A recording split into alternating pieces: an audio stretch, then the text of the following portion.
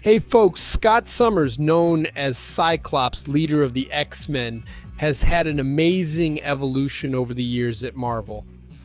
He transitioned from a timid young man to leading the nation of mutants and becoming a genuine revolutionary. Cyclops has shown that his vision for harmony between mutants and humans could be more efficient than those suggested by Xavier and Magneto. Scott has the power to release incredibly strong blasts from his eyes and uses a special ruby quartz visor to control this devastating ability. He made his mark as a natural leader, taking over the leadership position of the X-Men after Professor Xavier. As a revolutionary, Cyclops faced numerous challenges in the fight for mutant rights. Now let's dive into 8 intriguing facts you may not know about Cyclops. Comment below if you know Cyclops from the comics and animations or just from the movies and who you'd nominate as the leader of X-Men. But don't mention Professor Xavier, alright? Without further ado, let's go. 8. His powers aren't uncontrollable. Many people think Cyclops can't control his optic blasts because of his mutation, but that's not true. In reality, Scott could control and stop the blasts whenever he wanted. The problem is that he doesn't do it because of a trauma he suffered when he was a child. Here's what happened. Cyclops' parents were taken by Chiar during a plane flight. In an attempt to save themselves, Scott and his brother Alex used parachutes, but the fall was so strong that Cyclops ended up losing the ability to turn off his blasts. 7. Special genetics. You know, there are some things in the comics that are a bit up in the air without much explanation. One of them is the story about Cyclops and Jean Grey's unique genetics. They have something in their DNA that, when combined, can create superpowered mutants. This caught the attention of the villain Mr. Sinister, who became quite obsessed with them. He believed that the combination of Summers and Grey would give rise to the ideal mutant capable of facing the apocalypse. But then, in all the chaos of the Dark Phoenix saga, June died. Out of options, Sinister decided to create a clone of her, Madeline Pryor, who managed to reel Scott in. We'll discuss her later. From this relationship, Cable emerged, who was at that time deemed an Omega-level mutant. And it didn't stop there. This special mix of their DNA also resulted in other powerful mutants like Nate Gray. He's like an alternate version of Cable, and Rachel Summers, a telepath who once was the host of the Phoenix. Number 6. Adolescence.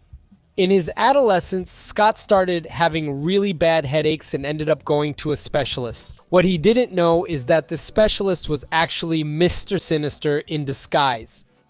Sinister gave him lenses made of ruby quartz. He thought Scott had more potential among the Summers brothers, so he decided to adopt Alex in order to separate the two and make Scott more emotionally upset. Not long after, Scott's mutant powers manifested in a particularly intense way, with an energy explosion coming out from his eyes. That explosion ended up toppling a crane which nearly fell on top of a lot of people. Scott managed to prevent a tragedy by destroying the falling object with another explosion, but the people who witnessed it all thought he was trying to harm them and started to riot. Without much choice, Scott had to run away and ended up hiding in a freight train. 5.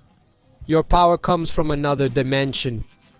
When Cyclops first appeared, we discovered that his blasts were actually made of solar energy. He needed to sunbathe to boost his powers. Even moonlight helped, but it was slower. If Cyclops happened to stay in a place without sun, like another world or dimension, he would gradually lose his strength. But then there was a change in the story. Later they said that Cyclops' eyes functioned as portals to another dimension, where the rules of physics as we know them didn't apply. This dimension would be filled with particles that, upon coming into contact with our universe, created a strong impact. but Marvel decided to backpedal on this idea and resumed explaining that he absorbs solar energy. Before I go into more detail, a quick thing: subscribe to the channel and like the video. It helps a lot and you stay up to date. I'm here every day chatting about these topics and keeping you updated. Your likes and subscriptions help this project grow, and the bigger it gets, the more cool videos I can bring to you. Agreed? Thanks for your subscription and for your like. Continuing, the role of a creator is to make content for people. It's recording, editing, posting, and monetizing. It's a life of screaming, see? But everything wrong. Number 4, psychological problems. Since he was a child, Scott's history along with his family has been marked by a plane crash.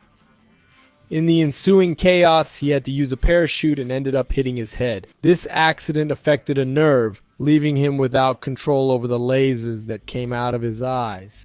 But it didn't stay that way forever. Later on, during the time of Joss Whedon's comic books, we discovered that Scott's problem was more mental than physical. Thanks to therapy done by Emma Frost, he managed to control his powers for a while. Even so, at the end of that phase, he chose to return to the way he was before, wanting to overcome that on his own. What's interesting is that even after Scott got a new body in Krakow, he still needed glasses. This shows that in the end, his problem is more psychological. Many believe that Marvel didn't want him to completely overcome this trauma so as not to lose his most iconic feature. 3. Cyclops originally went by Slim Summers in the first 2 renditions, but from X-Men 3 onward, he was known as Scott. With delayed publications in Brazil, the name Slim was adapted into a nickname, becoming McGraw. Interestingly, Scott was indeed quite slender in his first appearances. So, do you prefer Cyclops or McGraw? Comment below. 2. Scott was taken aback when he encountered Madeline Pryor, a doppelganger of Jean Grey. He couldn't shake off the uncanny resemblance between the two, oblivious to the fact that Madeline was a clone of Jean created by Mr. Sinister. Scott and Madeline eventually tied the knot and had a son, Nathan Summers. But when Scott learned Jean was still alive, he didn't hesitate, packed up and pursued her, leaving Madeline and Nathan behind. Cyclops, what's that? With time, worried for their safety and feeling guilty about abandoning his family, Scott returned to Alaska in search of them. Just that, mister. Sinister had sent the executioners after Madeline to capture Nathan, and she ended up being hit and fell into a coma. 1. Cyclops killed Xavier. In the events of Avengers vs. X-Men, the Phoenix Force took over 5 mutant heroes, and like it often happens, the entity's enormous power caused Cyclops to lose control.